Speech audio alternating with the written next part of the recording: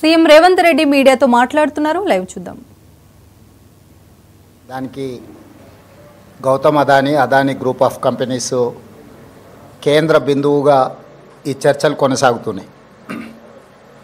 ఈ చర్చల సందర్భంగా అప్పుడప్పుడు ముఖ్యంగా మొన్న మహారాష్ట్ర ఎన్నికల సందర్భంగా పాత్రికేయ మిత్రులు శ్రీ రాహుల్ గాంధీ గారి పత్రికా సమావేశంలో అదానీ గారి నుండి తెలంగాణ రాష్ట్ర ప్రభుత్వం ఆ రాష్ట్ర ముఖ్యమంత్రి రేవంత్ రెడ్డి గారు నిధులను స్వీకరించారు కదా, కాంగ్రెస్ పార్టీ ఏ విధంగా అదానీ గారి తప్పులను ప్రశ్నిస్తారు అని చెప్పి పాత్రికేయ మిత్రులు ప్రస్తావించడం జరిగింది. పాత్రికేయ మిత్రులకు చాలా సందర్భాలలో నేను వివరణ ఇచ్చిన, రాహుల్ గాంధీ గారు కూడా విస్పష్టంగా ఒక అంశాన్ని ప్రస్తావించారు. చట్టబద్ధంగా రాజ్యాంగబద్ధంగా రాష్ట్ర ప్రభుత్వాలు కానీ కేంద్ర ప్రభుత్వాలు కానీ ఏదైనా అంశంలో టెండర్లు పిలిచినా, ఏదైనా అంశంలో పెట్టుబడులు పెట్టడానికి అవకాశాలు కల్పించినా అందరికీ సమానమైన అవకాశాలు, అందరూ పోటీ పడే విధంగా నిబంధనలను తయారు చేసి నిబంధనల మేరకు టెండర్లను నిర్వహించి అందులో ఎవరు ఆ టెండర్లలో రాణిస్తే వాళ్లకు కాంట్రాక్ట్లు ఇవ్వడం కానీ లేదా ఏదైనా పనులను కేటాయించడం కానీ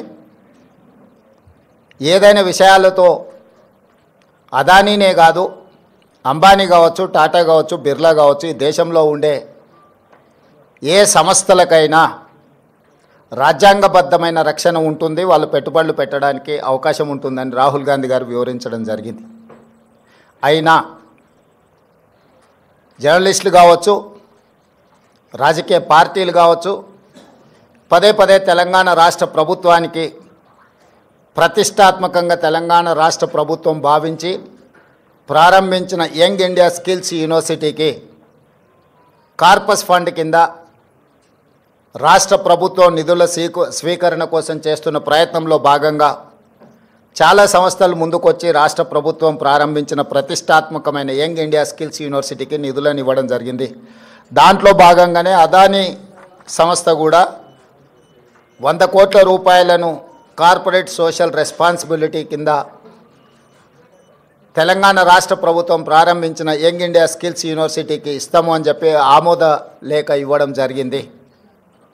ఈ అంశాన్ని ప్రస్తావించడం ద్వారా అదేదో అదానీ గ్రూప్ తెలంగాణ రాష్ట్ర ప్రభుత్వానికో ముఖ్యమంత్రి గారికో అప్పనంగా 100 కోట్ల రూపాయలు ఇచ్చినట్టుగా అనవసరమైన చర్చలకు రాద్ధాంతానికి తావిస్తున్నది. వాస్తవంగా ఇన్కమ్ ట్యాక్స్ క్లియరెన్స్ లేకపోవడం వల్ల ఇన్కమ్ ట్యాక్స్ నుంచి మినహాయింపు తీసుకోవడానికి రాష్ట్ర ప్రభుత్వం చేస్తున్న ప్రయత్నము నిన్న మొన్ననే 80B కింద రాష్ట్ర ప్రభుత్వానికి యంగ్ ఇండియా స్కిల్స్ యూనివర్సిటీకి అనుమతి ఇవ్వడం జరిగింది. ఇప్పటి వరకు ఏ సంస్థ నుంచి కూడా తెలంగాణ రాష్ట్ర ప్రభుత్వం తన ఖాతాలోకి ₹1 కూడా తీసుకోలేదు, ఇంక్లూడింగ్ అదానీ. అయితే అనవసరమైన చర్చలలో తెలంగాణ ప్రతిష్ట కానీ వ్యక్తిగతంగా నా గురించి చర్చ జరగడం, మా మంత్రివర్గ సహచరులకు నాకు ఎలాంటి సుతారము ఇష్టం లేదు. అందుకే స్పష్టంగా నిన్ననే రాష్ట్ర ప్రభుత్వం తరఫున అదానీ గ్రూప్ ఆఫ్ కంపెనీస్కి మా అధికారి జయేష్ రంజన్ ద్వారా లేఖ రాయడం జరిగింది. జరుగుతున్న వివాదాలు, ఆరోపణలు, రకరకాల పరిస్థితుల వల్ల తెలంగాణ రాష్ట్ర ప్రభుత్వం మీరు ముందుకు వచ్చి ఉదారంగా తెలంగాణ యంగ్ ఇండియా స్కిల్స్ యూనివర్సిటీకి ఇస్తాన్న 100 కోట్ల రూపాయలను తెలంగాణ రాష్ట్ర ప్రభుత్వము స్వీకరించడానికి సిద్ధంగా లేదు. కాబట్టి దయచేసి మీ 100 కోట్ల రూపాయలను యంగ్ ఇండియా స్కిల్స్ యూనివర్సిటీకి బదిలీ చేయొద్దు అని చెప్పి విస్పష్టంగా వారికి లేఖ రాయడం జరిగింది. ఈ పత్రికా సమావేశం ద్వారా పక్క రాష్ట్రాలు, పక్క దేశాలలో అదానీ గ్రూప్ ఆఫ్ కంపెనీస్ మీద జరుగుతున్న వివాదానికి తెలంగాణ రాష్ట్ర ప్రభుత్వానికి ఎలాంటి సంబంధం లేదు. అదేవిధంగా ఒక గొప్ప ఉద్దేశంతో లక్షలాది తెలంగాణ నిరుద్యోగ యువకులకు సాంకేతిక నైపుణ్యాన్ని నేర్పించడం ద్వారా ప్రపంచంతో పోటీ పడాలన్న ఆలోచనతోని యంగ్ ఇండియా స్కిల్స్ యూనివర్సిటీని ప్రారంభించినము. ఒక సదుద్దేశంతో, ఒక గొప్ప ఆలోచనతో ప్రారంభించిన యూనివర్సిటీ వివాదాలకు లోను కావడం నా మంత్రివర్గ సహచరులకు, నాకు, తెలంగాణ రాష్ట్ర ప్రభుత్వానికి ఇష్టం లేదు.